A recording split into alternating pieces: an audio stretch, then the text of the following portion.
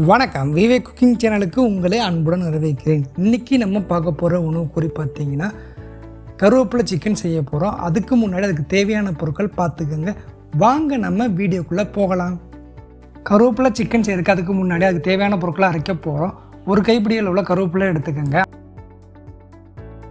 5 பச்சை மிளகாய் எடுத்துக்கோங்க. இதை நல்லா பேஸ்ட் பண்ணிடுங்க. தண்ணி ஊற்றி நல்லா பேஸ்ட் பண்ணிடுங்க. பேஸ்ட் ஆயிடுச்சு. 10 பல்லு பூண்டு, 2 இன்ச்சு அளவில் இஞ்சி பூண்டு உள்ளதை நல்லா அரைச்சிக்கோங்க.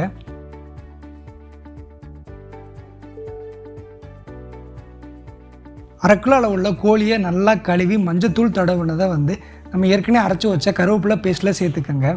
சேர்த்துட்டு நல்லா பிசைஞ்சு விடுங்க.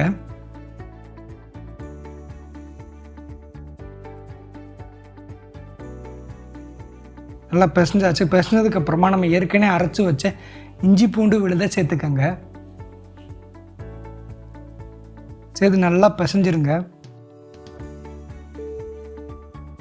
உப்பு 1 டேபிள் ஸ்பூன் அளவு சேர்த்துக்கங்க. மிளகுத்தூள் 1 டேபிள் ஸ்பூன் அளவு சேர்த்துக்கங்க.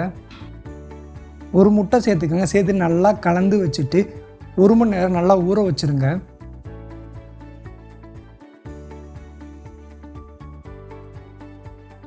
கோழி ஊறினதுக்கு அப்புறமா வானல் நல்லா சூடானதுக்கு அப்புறமா 50 மில்லி அளவு உள்ள தேங்காய் எண்ணெயை வானலில் சேர்த்துக்கோங்க. தேங்காய் எண்ணெய் அடுத்து நல்லா காஞ்சு வாசனை வர வரைக்கும் விட்டுக்கோங்க. வாசனை வந்துருச்சு. வந்ததுக்கப்புறமா நம்ம ஏற்கனவே ஊற வச்ச கோழியை சேர்த்துக்கோங்க வானலில். ஃபஸ்ட்டு ஒரு பக்கம் வேக விடுங்க. அதுக்கப்புறம் இன்னொரு பக்கத்தை பிரட்டி விடுங்க.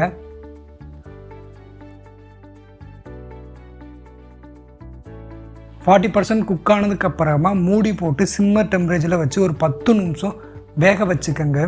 சிக்கன் ஊற வச்சதில் எக்ஸஸாக இருக்கிற மசாலாஸை வானலில் சேர்த்துக்கோங்க. சேர்த்துட்டு நல்லா கிண்டி விடுங்க.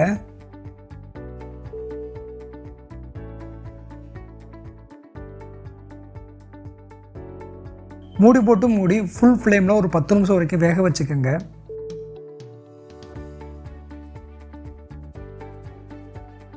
பத்து நிமிஷம் நல்லா வெந்ததுக்கப்புறமா 1/4 எலுமிச்சம்பழத்தை சாறை சேர்த்துக்கங்க.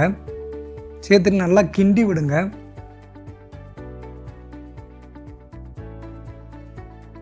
கிண்டி விட்டு மூடி போட்டு ஒரு 3 நிமிஷத்துக்கு லோ ஃப்ளேமில் வச்சுக்கோங்க. இந்த மசாலாலாம் நல்லா கெட்டியாக ஆரம்பிச்சிருச்சு.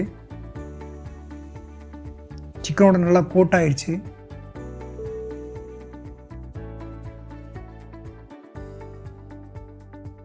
ஒரு பெரிய வெங்காயத்தை காணொலியில் காட்டின மாதிரி கட் பண்ணதை சேர்த்துக்கோங்க.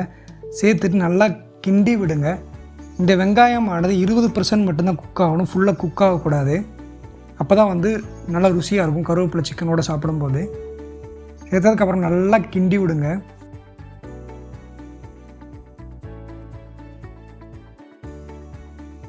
கருவேப்பிலை சிக்கன் ரெடி ஆயிடுச்சு. இந்த கருவேப்பிலை சிக்கனை உங்கள் வீட்டில் செஞ்சு பார்த்துட்டு எப்படி இருக்குங்கிறத கமெண்ட் செக்ஷனில் சொல்லுங்கள்.